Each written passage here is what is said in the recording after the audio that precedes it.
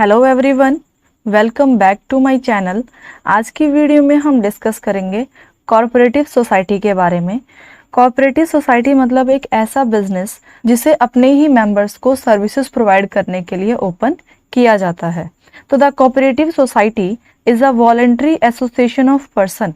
Cooperative society में member बनने के लिए किसी भी पर्सन के साथ कोई जोर जबरदस्ती नहीं होती। मेंबर अपनी इच्छा से के पार्टनर बनते हैं। Who join together with the motive of welfare of members। Cooperative society के अंदर जो भी पर्सन ज्वाइन होता है उन पर्सन्स का, उन मेंबर्स का मेन मोटिव क्या होता है? अपने ही मेंबर्स को वेलफेयर या सर्विसेज प्रोवाइड कराना। ओके, तो हमने क्या पढ़ा कोऑपरेटिव सोसाइटी के बारे में? वर्किंग टुगेदर, मिलके काम करना होता है। कॉमन पर्पस, उनका सेम पर्पस होता है, मतलब जितने भी मेंबर कोऑपरेटिव सोसाइटी के अंदर काम कर रहे हैं उन सबका सेम पर्पस होगा। Provide services of its members, और सारे मेंबर्स आपस में एक दूसरे की हेल्प करते हैं, एक दूसरे को सर्विसेज प्रोवाइड करने के लिए वर्क करते हैं। Clear? Next, it protect the members from the exploitation of the middleman. Cooperative society members को मिडलमैन के एक्सप्लॉयटेशन से बचाने के लिए सेटअप की जाती है।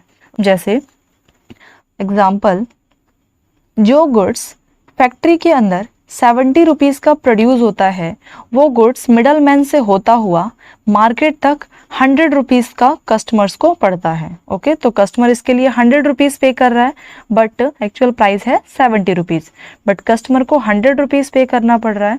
तो यहाँ पे कस्टमर का एक्सप्लॉयटेशन हो रहा है 30 रुपीज़ का। ये 30 रुपीज़ का डिफरेंस जो आ रहा है वो कस्टमर को एक्स्ट्रा पे करना पड़ रहा है। तो इसके लिए कोऑपरेटिव सोसाइटी बनाई जाती है। मतलब जो गुड्स उन्हें फैक्ट्री में 70 रुपीज़ का प्रोड्यूस हुआ है उसे 80 रुपीज़ तक या 75 रुपीज़ तक कोऑपरेटिव सोसाइटी के मेंबर्स को प्रोवाइड कराया जाएगा। क्लियर? कोऑपरेटिव सोसाइटी अपने ही मेंबर्स को मिडल मैन के एक्सप्लॉयटेशन से बचाता है।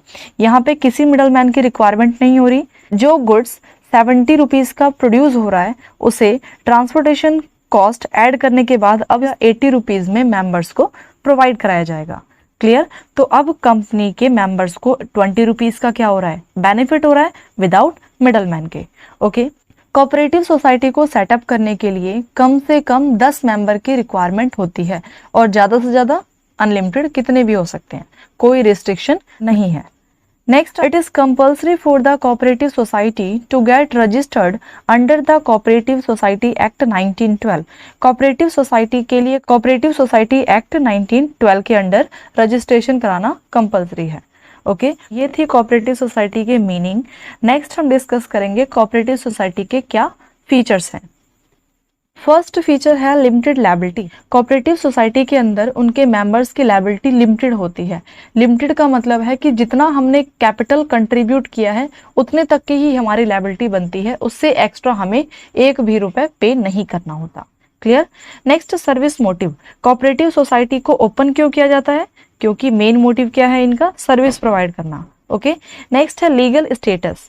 कोऑपरेटिव सोसाइटी को कोऑपरेटिव सोसाइटी एक्ट 1912 के अंडर रजिस्ट्रेशन कराना होता है, तो इसलिए कहा गया है लीगल स्टेटस। लीगल तौर पे इसका रजिस्ट्रेशन कंपल्सरी है। नेक्स्ट है कैपिटल।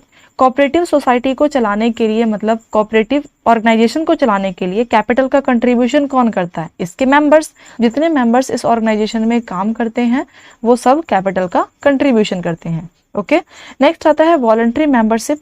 कोऑपरेटिव सोसाइटी के अंदर मेंबर्स के बीच आपस में कोई जबरदस्ती नहीं होती मेंबर बनने के लिए। नेक्स्ट, कोऑपरेटिव सोसाइटी के मेरिट्स क्या हैं? First, easy formation. Cooperative society को सेटअप करने के लिए ज़्यादा फॉर्मेलिटीज नहीं होती, तो इसलिए कहा गया है easy formation. Next, stable existence. Cooperative society के अंदर किसी भी मेंबर के आने या जाने से कोई फर्क नहीं पड़ता। अगर किसी एक या दो मेंबर की डेथ हो जाए तो ऑर्गेनाइजेशन के ऊपर कोई इफेक्ट नहीं पड़ता, ऑर्गेनाइजेशन कंटिन्यू चलती रहती है। Next, equally voting right. Cooperative society में हर एक मेंबर को इक्वल वोटिंग का राइट होता है। किसी के साथ कोई डिस्क्रिमिनेशन नहीं होता रिलीजन्स को लेके या फिर जेंडर को लेके। ओके, नेक्स्ट, लो प्राइजेस। कोऑपरेटिव सोसाइटी के अंदर अभी जो हमने एग्जांपल लिया उसमें हमने डिस्कस किया था कि 70 रुपीज़ का गुड्स जो फैक्ट्री में प्रोड्यूस किया जा रहा है उसे कोऑपरेटिव सोसाइटी के मेंबर्स को 80 रुपीज़ या 75 रुपीज़ तक प्रोवाइड कराया जाएगा। तो यहाँ पे मार्केट प्राइस से लो प्राइस पे गुड्स प्रोवाइड किया जा रहा है, इसलिए ये इसकी मेरिट्स के अंदर आता है कि कोऑपरेटिव सोसाइटी के अंदर जो भी गुड्स प्रोवाइड कराया जा रहा है मेंबर्स को, वो बिल्कुल चीप कॉस्ट पे होता है। Next, mutual help. Cooperative society का मेन मकसद, मेन मोटिव क्या होता है कि आपस में मेंबर्स की हेल्प करनी है। नेक्स्ट एंड लास्ट पॉइंट है मेरिट्स का, गवर्नमेंट सपोर्ट।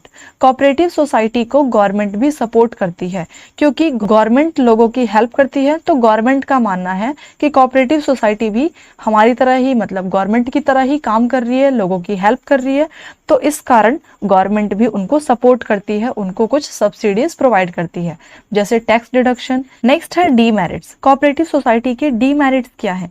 फर्स्ट पॉइंट है lack of secrecy. Cooperative society के अंदर इंफॉर्मेशन को सीक्रेट रखा जाना पॉसिबल नहीं हो पाता, क्योंकि कोऑपरेटिव सोसाइटी के केस में मेंबर्स ज़्यादा होते हैं, और जहाँ पे मेंबर्स ज़्यादा होते हैं, मतलब एक से ज़्यादा अगर मेंबर्स काम कर रहे हैं, तो वहाँ पे इंफॉर्मेशन को सीक्रेट रखना पॉसिबल नहीं हो पाता। क्लियर? तो लैक ऑफ सीक्रेसी, ये इसकी सबसे बड़ी डीमेरिट्स है। नेक्स्ट आता है गवर्नमेंट कंट्रोल। कोऑपरेटिव सोसाइटी के ऊपर गवर्नमेंट का कंट्रोल होता है। गवर्नमेंट किसी भी टाइम अपने ऑफिसर्स को भेज के ऑर्गेनाइजेशन के अकाउंट्स को चेक करवा सकती है, ताकि गवर्नमेंट को ये पता लग सके कि कोऑपरेटिव सोसाइटी अपने प्रॉफिट अर्निंग के लिए तो नहीं ओपन किया गया। क्लियर? तो गवर्नमेंट का कंट्रोल होता है। Next, difference of opinion. Cooperative society के अंदर जहाँ पे मेंबर्स ज़्यादा होते हैं, इस केस में ऐसा पॉसिबल नहीं हो पाता कि जो डिसीजंस हेड ले रहे हैं उसी डिसीजंस को सारे फॉलो कर पाएं। जैसे हिंदू अनडिवाइडेड फैमिली के केस में कर्ता जो डिसीजन लेता है उसे को पार्टनर को फॉलो करना होता है, बट इस केस में क्योंकि सभी मेंबर्स को इक्वल वोटिंग राइट है, तो इस केस में जो भी हेड डिसीजन लेता है उस डिसीजन से रिलेटेड बाकी पर्सन की ओपिनियन में डिफरेंस आ सकता है। तो डिफरेंस ऑफ ओपिनियन, सबकी थिंकिंग अलग अलग होती है। Next, limited resources. अगर कोऑपरेटिव सोसाइटी के सभी मेंबर पुअर स्टेटस से बिलोंग करते हैं या फिर नंबर ऑफ मेंबर कम है, तो इस केस में लिमिटेड रिसोर्सेज ही अरेंज हो पाएंगे। क्लियर? नेक्स्ट आता है inefficiency in management. Cooperative society के अंदर बिजनेस को चलाने के लिए मेंबर्स आपस में मिलके एक हेड को चुनते हैं, और वो हेड पूरे बिजनेस को मैनेज करता है, पूरा मैनेजमेंट सिस्टम संभालता है। तो अगर मेंबर्स ने जिस पर्सन को हेड चुना है, अगर उसके अंदर स्किल्स नहीं है कंपनी को चलाने की, तो इस केस में कंपनी का जो मैनेजमेंट सिस्टम है वो इनएफिशिएंट होगा, कंपनी लॉस सफर करेगी। क्लियर? ये था हमारा आज का topic, cooperative society. I hope आपको ये टॉपिक क्लियर हो गया होगा। अगर आपको इस वीडियो से रिलेटेड कोई भी डाउट हो तो आप कमेंट सेक्शन में कमेंट करें, और अगर आपको ये वीडियो हेल्पफुल लगी हो तो चैनल को लाइक, शेयर एंड सब्सक्राइब करें। Thanks for watching.